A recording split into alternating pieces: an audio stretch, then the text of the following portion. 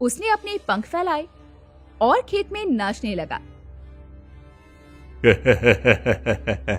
यही मौका है, पकड़ लो इसे। नौकर जाल लेकर झपटे, लेकिन जैसे ही जाल मोर के ऊपर डाला, उसके पंखों से तेज रोशनी निकली। जाल धुएं में बदलकर राख हो गया।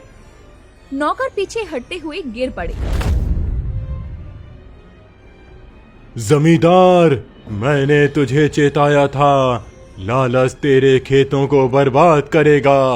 अभी रुक जा, वरना तेरी बर्बादी तय है। सर्दियों की सुबह थी। मधुबन गांव के खेतों में हल्की ओस चमक रही थी। उसी गांव के किनारे बनी एक टूटी फूटी झोपड़ी में गरीबी और भूख पसरी थी। उसी झोपड़ी में कनु नाम का किसान अपनी पत्नी गौरी और अपने बेटे के साथ रहता था। कनु, अब और बर्दाश्त नहीं होता। देखो, बच्चा कब से भूख से तड़प रहा है। उसकी आंखों में आंसू सूख गए हैं। हमारे घर का चूल्हा तो जैसे बुझ ही गया है। पड़ोसन ताना मार रही थी। कनु तो दिन भर खेत में हल जोतता है, मगर उसके घर में चूल्हा तक नहीं जलता। ये सुनकर मेरा कलेजा फट गया। गौरी, मुझे ताने की आदत हो गई है। हाँ, सच है, मेरी मेहनत का कोई फल नहीं मिलता। मैं रोज खेत में पसीना बहाता हूँ, मगर जैसे धरती माँ मुझसे रूठ गई हूँ। कसम से, हल जोतते जोतते मेरी हड्डियां जवाब दे जाती हैं, मगर मिट्टी मेरा मजाक उड़ाती है। तभी बच्चा रोते हुए अपनी माँ का आंचल पकड़कर कहता है, माँ, पेट बहुत दुख रहा है, रोटी चाहिए माँ, थोड़ी सी दे दो। बेटा, कहाँ से दूं? खाली बर्तन झंझना रहे हैं। तेरे बाबा के खेत से अगर एक दाना भी निकल आता तो आज तेरा पेट भरा होता, लेकिन क्या करे, तेरी माँ भी लाचार है। गौरी गुस्से और दर्द से कनु की तरफ देखती है। कनु, आखिर कब तक ऐसे चलेगा? लोग कहते हैं मेहनत का फल मिलता है, पर तेरी मेहनत का क्या हुआ? तू हर दिन खून पसीना बहाता है, फिर भी हमारे घर के हालात देख। क्या भगवान ने हमारी किस्मत में बस भूख और आंसू ही लिखे हैं? गौरी, तेरा गुस्सा जायज है, लेकिन सुन, मेहनत करने वाला कभी हारता नहीं। देखना, एक दिन यही धरती हमें भी अपनाएगी। मैं हार मानने वाला नहीं। चाहे कितनी बार खेत मुझे ठुकराए, मैं कल फिर से हल लेकर खड़ा रहूंगा। अगली सुबह सूरज की किरणें फैल रही थी। कनु फटे पुराने कपड़े पहनकर खेत की ओर निकला। मिट्टी बंजर पड़ी थी, धूल उड़ रही थी। वो हल उठाकर बार बार जमीन जोतता रहा, लेकिन मिट्टी सूखी ही रही। इतने में गांव का जमींदार वहां से गुजरा। उसके साथ 2 नौकर थे और चेहरे पर घमंड साफ झलक रहा था।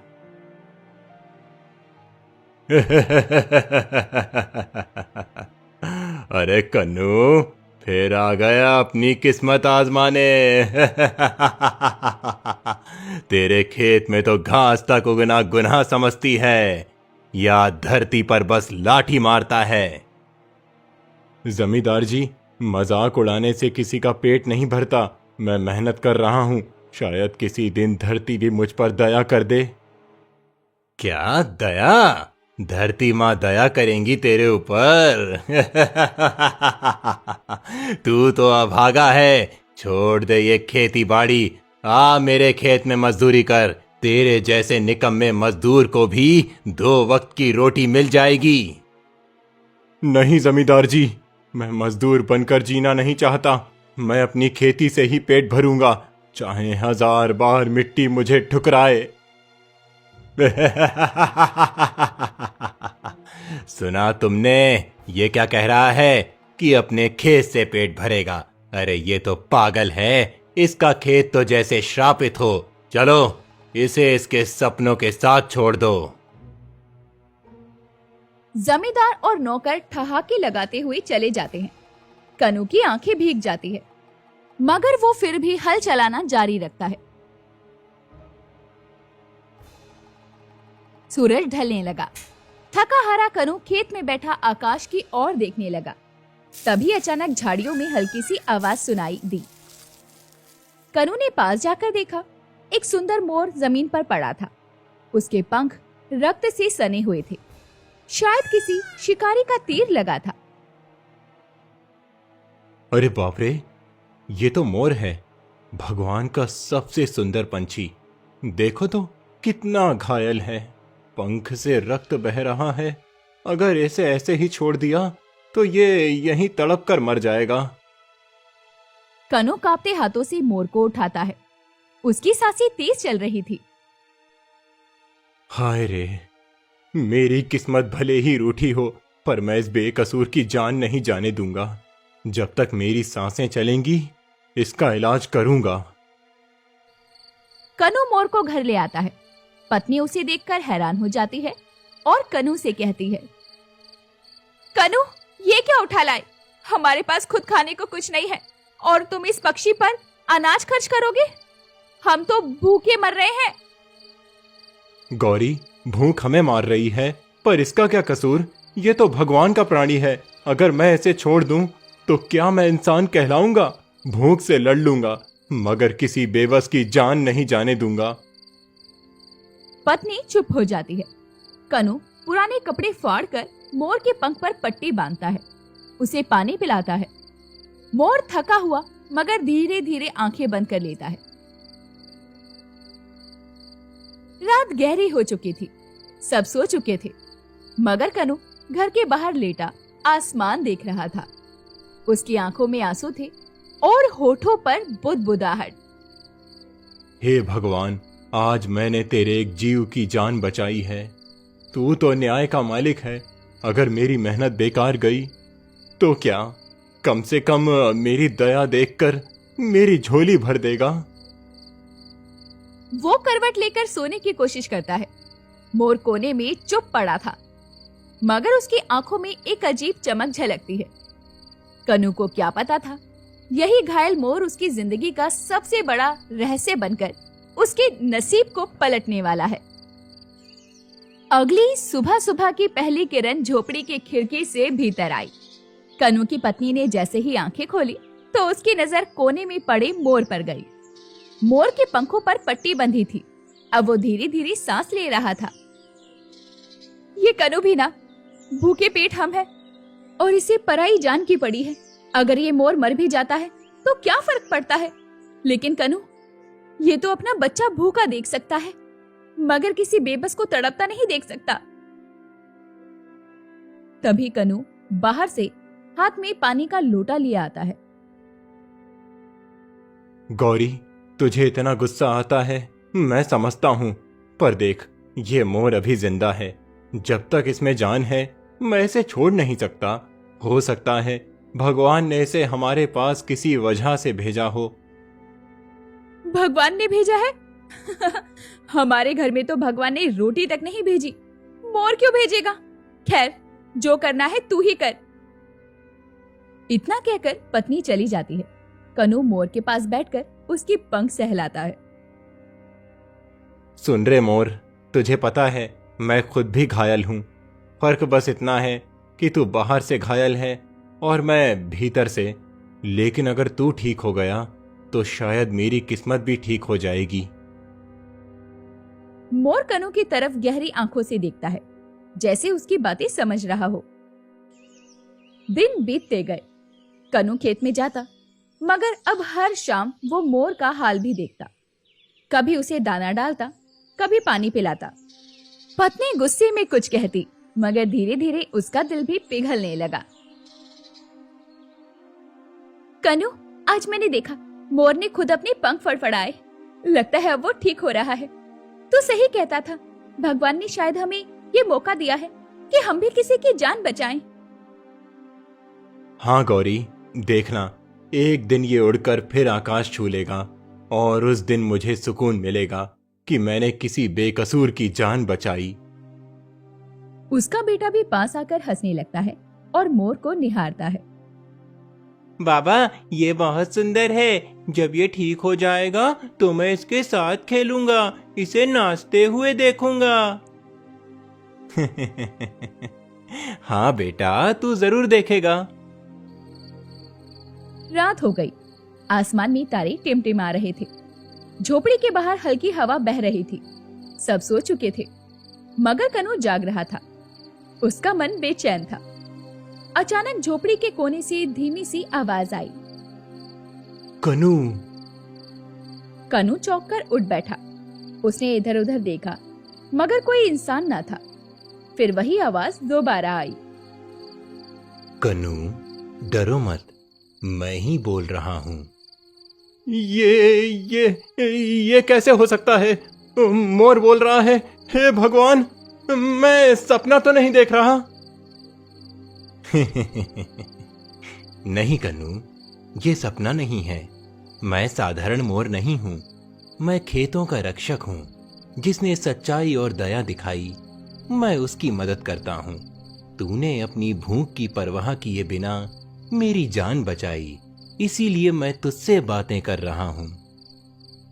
तो तुम सच में कोई साधारण पंछी नहीं? तुम्हारा मतलब तुम मेरी मदद करोगे? हाँ कन्नू, तेरे खेत में जो मेहनत तूने की वो बेकार नहीं जाएगी। अब से जब भी तू खेत में हल चलाएगा, मेरी शक्ति तेरे खेत की मिट्टी में मिल जाएगी। तेरा खेत हरा भरा हो जाएगा। जहां दूसरों की फसल 3 महीने में पकती है, तेरी फसल 1.5 महीने में तैयार होगी, और वो भी 2 गुनी। ना कीड़े लगेंगे, ना सूखेगा। कन्हू की आंखों से आंसू निकल आते हैं। वो आकाश की ओर देखकर बोलता है। हे भगवान, ये कैसा चमत्कार है। मैंने तो सिर्फ एक बेबस जीव की मदद की थी, और तू तो मेरी किस्मत ही बदलने की बात कर रहा है। याद रख, ये वरदान सिर्फ तेरी मेहनत और दया की वजह से है। अगर कभी लालच ने तुझे घेरा तो सब छिन जाएगा। मेहनत छोड़ दी तो ये बरकत भी खत्म हो जाएगी। नहीं मोर, मैं कभी लालच नहीं करूंगा। मैंने भूख देखी है, खाली बर्तन झंझनाते देखे हैं, अपने बच्चे को भूख से तड़पते देखा है। मैं मेहनत छोड़ने वाला नहीं। तेरी कृपा से अगर मेरे खेत लहला उठे तो मैं सबके साथ बांटूंगा भी। मोर हल्की सी आवाज निकालता है, जैसे आशीर्वाद दे रहा हो, फिर चुप हो जाता है। अब कन्हू की आंखों में उम्मीद की लौ जल उठी। उसकी जिंदगी में पहली बार उसे लगा कि अब उसकी मेहनत रंग लाएगी। वो लेट गया, मगर नींद नहीं आई। उसके मन में बार बार मोर की रहस्यमयी आवाज गूंज रही थी। दूसरे दिन सुबह की धूप गांव पर फैल चुकी थी। खेतों में किसान हल चला रहे थे। महिलाएं मेड़ पर काम कर रही थी, लेकिन कन्हू का चेहरा पहली बार उम्मीद से भरा हुआ था। रात भर मोर की बातें उसके कानों में गूंज रही थी। चल कन्हू, आज देखनी है तेरी मेहनत बेकार जाती है या सचमुच मोर का आशीर्वाद काम करता है। कन्हू खेत में हल चलाने लगा। हर बार हल मिट्टी में जाता तो जैसे मिट्टी से हल्की सी नमी की खुशबू निकलती। कन्हू ने बीज बोए और पानी डाला। कुछ ही दिनों में एक अजीब नजारा दिखा। जहां पहले सूखी मिट्टी थी, वहां से छोटे छोटे हरे पौधे झांकने लगे। हे भगवान, ये तो कमाल हो गया।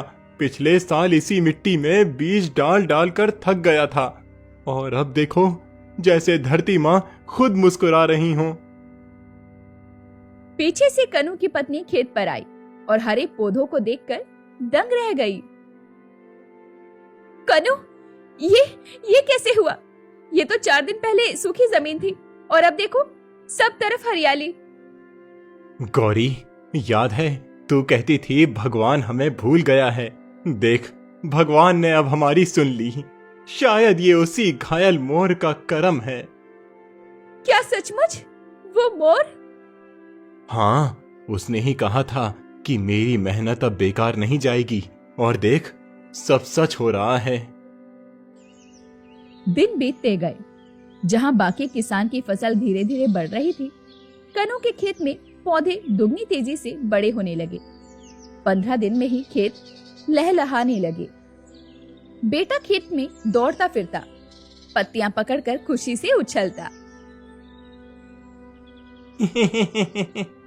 बाबा देखो देखो, हमारा खेत तो जंगल जैसा हो गया, कितना हरा हरा लग रहा है। हाँ बेटा, अब तेरा पेट कभी खाली नहीं रहेगा। अब तुझे भूख से नहीं रोना पड़ेगा।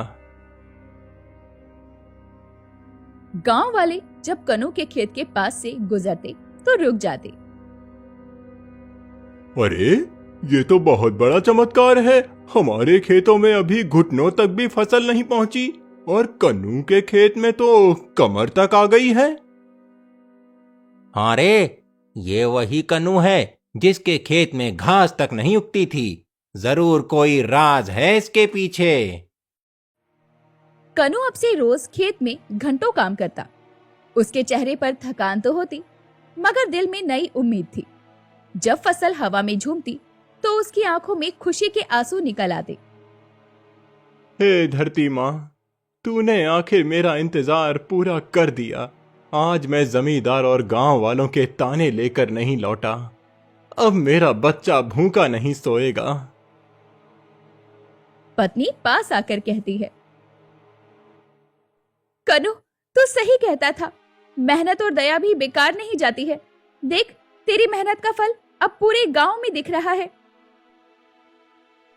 कनू का खेत अब पूरे गांव में चर्चा का विषय बन चुका था। जहां और किसान की फसल आधी भी नहीं निकली थी, कनू की बालियां झुक झुक कर सोना बरसा रही थी।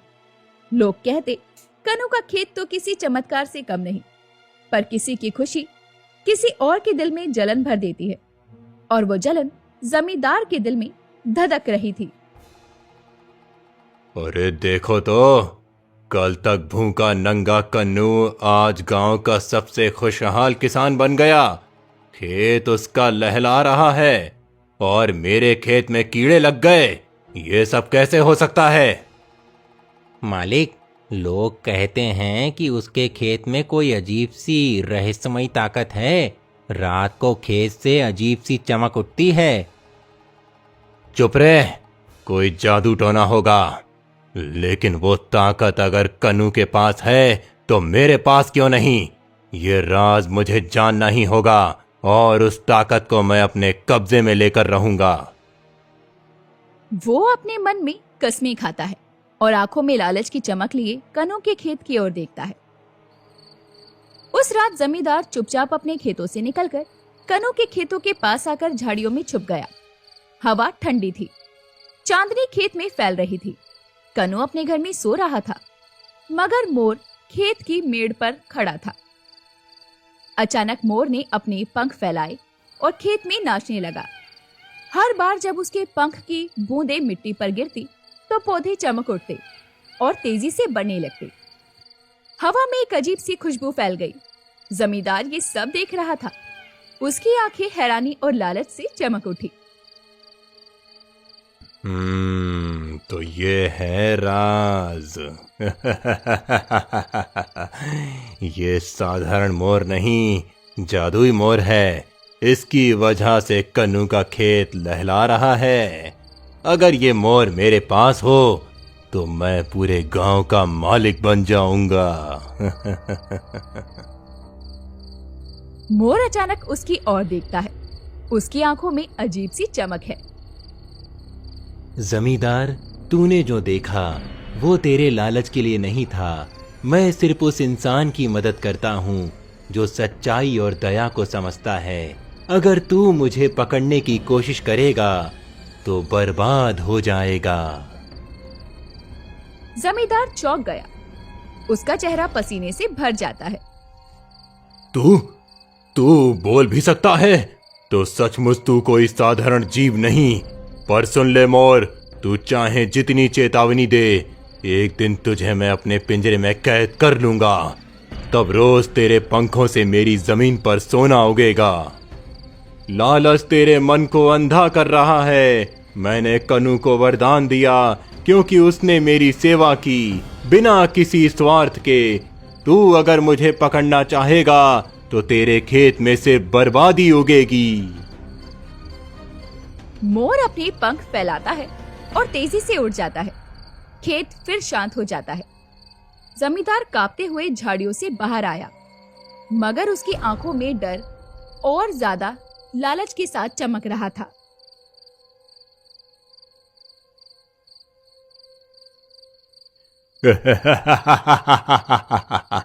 ये मोर मुझे चेतावनी दे रहा था। अरे मूर्ख पंछी, तुझे पता नहीं मैं जमींदार हूँ। जब चाहूँ तुझे पकड़ लूंगा। तेरे पंखों की ताकत से मैं गांव नहीं, पूरे इलाके का राजा बन जाऊंगा। कन्नू को सबक सिखाकर रहूंगा। वो खाट पर लेट जाता है, मगर उसकी आंखों में नींद नहीं आती। बार बार खेत में नाचते मोर की छवि उसकी आंखों में घूमती रहती है। अगली सुबह जमींदार ने अपने नौकरों को बुलाया। सुनो, वक्त आ गया है। आज रात हम सब मिलकर उस मोर को पकड़ेंगे। लोहे का बड़ा पिंजरा बनाओ और जाल भी। उस पंछी को मेरी हवेली में कैद करके ही दम लूंगा। दूसरी ओर कन्नू अपने खेत में खुश होकर काम कर रहा था। उसकी पत्नी और बच्चा भी मदद कर रहे थे। गांव वाले आते जाते उसे शुभकामनाएं देते, मगर कन्नू के दिल में कहीं न कहीं बेचैनी सताने लगी। कन्नू खेत की मेड़ पर खड़ा आसमान की ओर देखता है। मोर, तूने कहा था कि मेरी मेहनत कभी बेकार नहीं जाएगी, पर मुझे डर है कहीं जमींदार तेरी ओर बुरी नजर ना डाल दे। भगवान करे वो अपनी हरकतों से बाज आए। रात ढल चुकी थी। जमींदार अपने नौकरों के साथ पिंजरा और जाल लेकर खेत की ओर बढ़ा। उसकी आंखों में पागलपन और लालच साफ झलक रहा था। आज वो पंछी मेरे हाथ से बच नहीं पाएगा। कल तक लोग कन्नू का नाम लेते थे, अब सब मेरी जय जयकार करेंगे।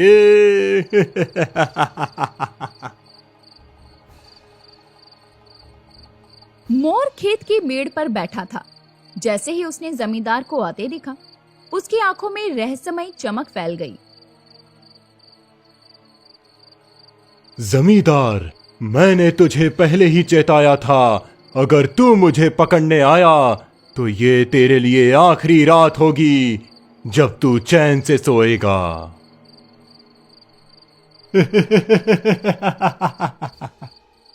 मुझे डराने की कोशिश मत कर और रहस्यमय पंछी। अब तेरा राज मैं जान चुका हूं। तू चाहे उड़ने की कोशिश करे, पर आज तेरे पंख मेरे पिंजरे में होंगे। नौकर जाल लेकर आगे बढ़ते हैं। मोर अपने पंख फैलाता है और चारों ओर तेज चमक बिखर जाती है। खेत का हर पौधा हवा में झूमने लगता है। नौकर डरकर पीछे हट जाता है।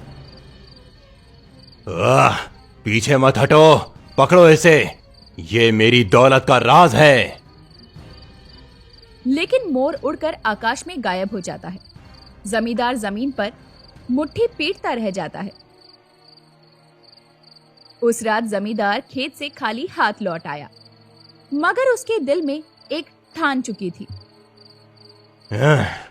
ये पंछी चाहे कितना भी रहस्यमयी क्यों ना हो, एक दिन मैं इसे पकड़ कर रहूंगा। अगली सुबह जमींदार अपने नौकरों से गुस्से में कहता है। सुनो, पिछली रात तुम लोग डर गए थे, पर अब की बार मैं खुद आगे बढ़ूंगा।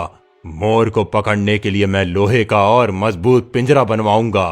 आज रात उस पंछी को मेरी हवेली में होना ही होगा। मालिक, हमें डर लगता है। वो मोर साधारण नहीं, उसकी आंखों की चमक ने हमें अंधा कर दिया था। कहीं हम सब पर मुसीबत ना आ जाए। मुसीबत? मुसीबत तो गरीबों पर आती है, जमींदार पर नहीं। डरपोक कहीं के, आज की रात मेरे लिए नई दौलत लेकर आएगी। रात ढली, चांदनी खेत पर बिखरी थी। जमींदार अपने नौकरों के साथ कन्नू के खेत पर पहुंचा, हाथ में जाल और पिंजरा लिए। आंखों में लालच की आग जल रही थी। मोर खेत के मेड़ पर आकर बैठा। उसने अपने पंख फैलाए और खेत में नाचने लगा। यही मौका है, पकड़ लो इसे। नौकर जाल लेकर झपटे, लेकिन जैसे ही जाल मोर के ऊपर डाला, उसके पंखों से तेज रोशनी निकली। जाल धुएं में बदलकर राख हो गया। नौकर पीछे हटते हुए गिर पड़े। जमींदार, मैंने तुझे चेताया था, लालच तेरे खेतों को बर्बाद करेगा। अभी रुक जा, वरना तेरी बर्बादी तय है। चुप, तू मुझे डराने की कोशिश कर रहा है। मैं इतनी आसानी से हार मानने वाला नहीं हूं। कल देखना, मैं 100 आदमियों के साथ आऊंगा और तुझे पकड़ कर रहूंगा। मोर ने कुछ नहीं कहा। उसने बस अपने पंख फैलाए और आकाश में गायब हो गया। खेत फिर शांत हो गया। दूसरे दिन गांव में चर्चा होने लगी। सुना तुमने? कल रात जमींदार फिर से कन्नू के खेत पर गया था, पर उसका जाल राख हो गया। हाँ भाई, अब तो साफ है, कन्नू का खेत सच में किसी दैवी शक्ति के अधीन है और जमींदार का लालच उसकी आंखों को फोड़ रहा है। कभी सबको ताने देने वाला जमींदार आज खुद तमाशा बन गया है। भगवान की लाठी बेआवाज होती है। गांव वाले हंसते मगर डरते भी। कोई खुलकर जमींदार से भिड़ने की हिम्मत नहीं करता। कन्नू, गांव वाले कह रहे हैं कि जमींदार रोज तुम्हारे खेतों के आसपास घूमता है। मुझे डर है, कहीं वो हमें नुकसान न पहुंचा दे। गौरी, मैं जानता हूं, पर मुझे भरोसा है जिस मोर ने मेरी मदद की है वो हमारी रक्षा करेगा। बस हमें मेहनत और सच्चाई से पीछे नहीं हटना।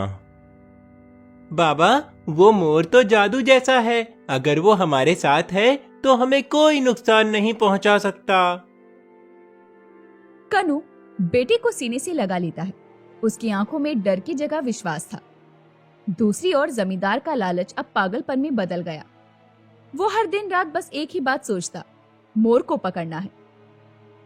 उसने पूरे गांव में बलवान आदमियों को इकट्ठा किया और कहा, सुनो सब, अब जो भी उस मोर को पकड़कर मेरी हवेली में लाएगा उसे मैं सोने का इनाम दूंगा। गांव में सबसे बड़ा इनाम। लालच में कुछ लोग तैयार हो गए, मगर उनके दिल में भी डर था। आज आखिरी कोशिश है, चाहे जो हो जाए मैं उस पंछी को पकड़ कर रहूंगा। मेरे खेतों में वही ताकत होगी जो कन्नू के खेतों में है। फिर देखना, पूरा गांव मेरे कदमों में होगा। रात गहरी हो चुकी थी। आसमान में काले बादल थे। हवा में अजीब सी बेचैनी। जमींदार अपने आदमियों के साथ खेत की ओर बढ़ा। मोर मेड़ पर बैठा था। उसने जमींदार को देखा और उसके चेहरे की प्यास को समझ लिया। जमींदार, तुझे कई बार चेताया, फिर भी तू लालच में अंधा रहा। आज आखिरी बार कह रहा हूं, लौट जा, वरना तेरा विनाश निश्चित है। तू मुझे डराना चाहता है? अब देखना कैसे तेरे पंख काट कर तुझे पिंजरे में डालूंगा। पकड़ लो इसे। उसके इशारे पर लोग जाल लेकर मोर पर टूट पड़ते हैं। अचानक खेत में तूफान उठता है। पौधे जोर जोर से झूमने लगते हैं। आसमान से बिजली कड़कती है। जाल खुद ब खुद फटकर राख हो जाता है। नौकर चीखते हुए भाग जाते हैं। जमींदार, तूने मेरी शक्ति को चुनौती दी है। अब तेरा लालच ही तुझे खा जाएगा। मोर अपने पंख फैलाता है। उससे सुनहरी रोशनी निकलती है जो जमींदार को घेर लेती है। उसकी आंखें चौंधिया जाती है। नहीं नहीं नहीं, मुझे छोड़ दो। मुझे तो वो ताकत चाहिए थी जो मेरे खेत को हरा भरा कर दे, लेकिन अब मेरा ही खेत राख हो रहा है। रोशनी और तेज हो जाती है। जमींदार जमीन पर गिर पड़ता है। उसके चेहरे पर डर और पछतावे की लकीरें उभर आती है। सुबह जब गांव वाले खेत की ओर आए तो उन्होंने देखा कनु का खेत पहले से भी ज्यादा लहलहा रहा था। लेकिन जमींदार का खेत, वहां सारी फसल सूख कर राख हो गई थी और जमींदार टूटे फूटे कपड़ों में बिखरे बालों के साथ खेत की मेड़ पर बैठा था। उसकी आंखों से आंसू बह रहे थे। ये क्या हो गया? कन्नू का खेत तो सोने जैसा हो रहा है और जमींदार का खेत बर्बाद। ये सब उस मोर का चमत्कार है। उसने कन्नू की दया और मेहनत को वरदान दिया और जमींदार के लालच को श्राप। गांव वाले आपस में खुसर पुसर करने लगे। कनु खेत में खड़ा था। उसकी पत्नी और बेटा उसके पास थे। गांव वाले भी इकट्ठा हो गए। भाइयों, मैंने भूख देखी है, खाली बर्तन झंझनाते देखे हैं, लेकिन उस वक्त भी मैंने एक घायल जीव की मदद की और आज वही मदद मेरे लिए वरदान बन गई। याद रखो, मेहनत और दया ही असली दौलत है। अगर दिल में लालच आ गया तो सब कुछ मिट्टी में मिल जाता है। जमींदार उठकर कांपते हुए कनु और गांव वालों के सामने आता है। उसकी आंखों से आंसू बह रहे थे। सच कहता है कन्नू, मैंने लालच किया और सब कुछ खो दिया। मेरे खेत, मेरी इज्जत सब चला गया। अब समझ आया कि संतोष और मेहनत से ही सुख मिलता है। मैं अपने लालच के लिए तुम सबसे माफी मांगता हूं। गांव वाले हैरानी से उसे देखते हैं। कुछ लोग सहानुभूति से सर हिलाते हैं। उस दिन से गांव में एक कहावत बन गई। कनु का खेत दया से लहलहाया और जमींदार का खेत लालच से उजड़ गया। गांव के बच्चे जब खेतों के पास से गुजरते तो हरे भरे पौधों के बीच बैठा वो रहस्यमयी मोर उन्हें दिख जाता, लेकिन वो सिर्फ मुस्कुराता और उड़कर आसमान में खो जाता। तो दोस्तों, ऐसी ही अनोखी और रस भरी कहानियां देखने के लिए हमारे चैनल को सब्सक्राइब करें।